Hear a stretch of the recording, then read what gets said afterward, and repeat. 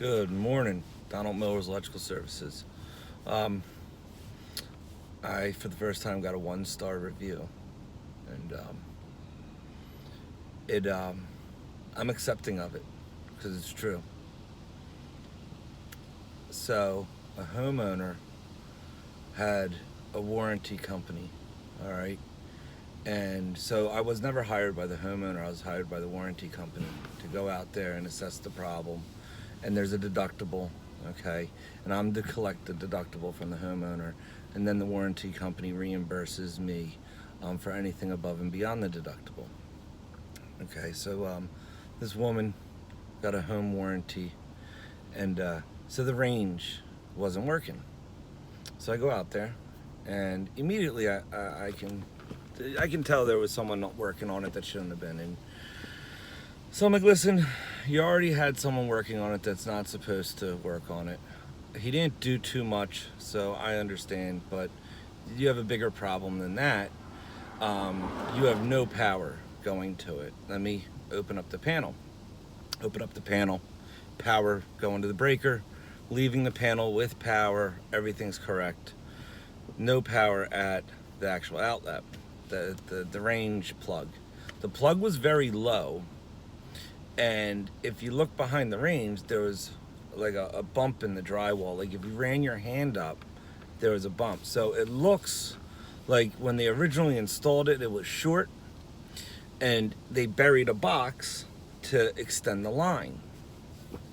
And it's definitely pre-existing, so it wasn't anything that happened within a day or two.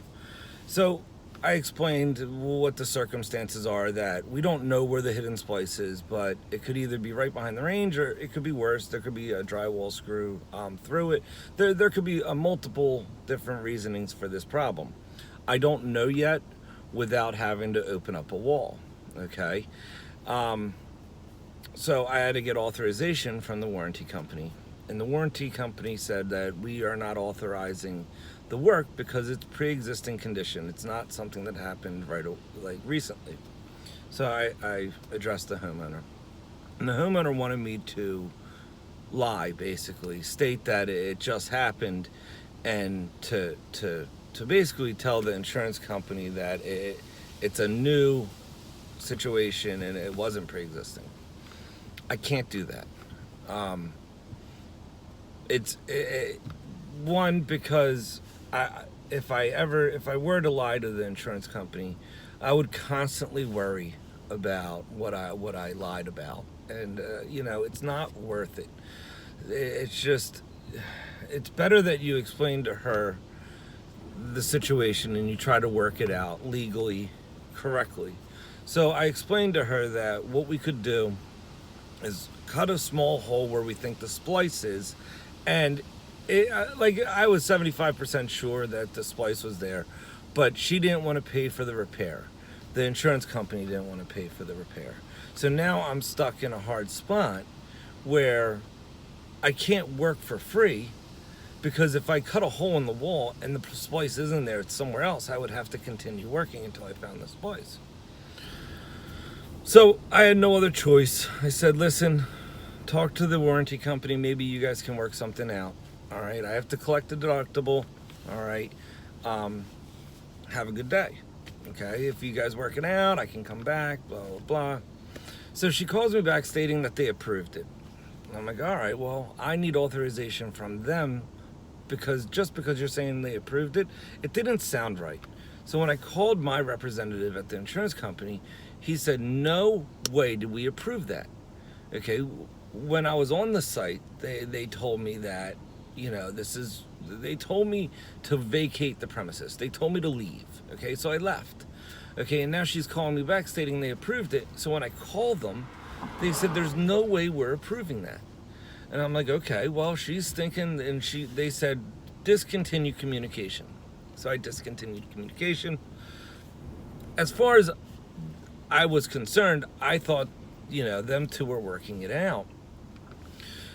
The deductible to be collected, that's between the insurance company and them. That has nothing to do with me. But, that being said, what happened was I all of a sudden had a 1-star review.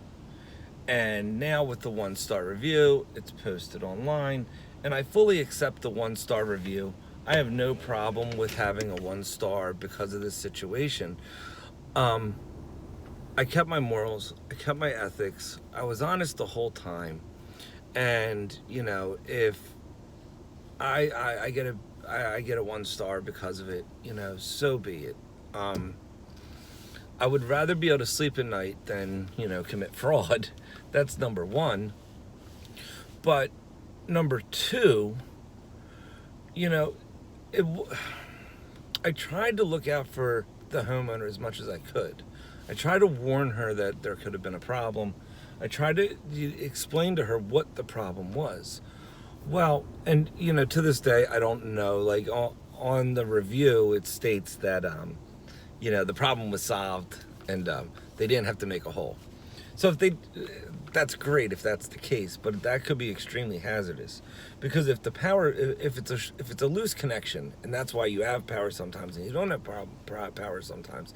If another technician goes there and there's power and he reconnects the plug and he thinks everything is good, the danger to that is that loose connection is still hazardous within the wall. And it might work right now, but when you start putting a load on it, that it could start arcing. So just because power is there now, if there's a history of no power, you have to take that into consideration when you're troubleshooting. So I don't know if the problem's ever been resolved. This woman never called me back after that conversation. I didn't know she thought I ripped her off. I didn't. I would gladly refund her the money if she would just call, like, ask for a refund. She never once asked for a refund. As far as I'm concerned, I thought that was handled between them two, the insurance company and the homeowner. But again, insurance companies, there's some really good ones out there, and then there's ones that are fraudulent. And I think this one wasn't exactly I know they don't have the best reviews, so I should never have agreed to work with this company, just based on the reviews that they have. And that was my own fault. I take responsibility for that. And we stopped communication with them now, just because they put my company at risk, because we're the ones going out there. And, you know, what happens? You get a bad review. So thanks for watching. You know, be safe out there. Enjoy your Friday. Take care. Bye-bye.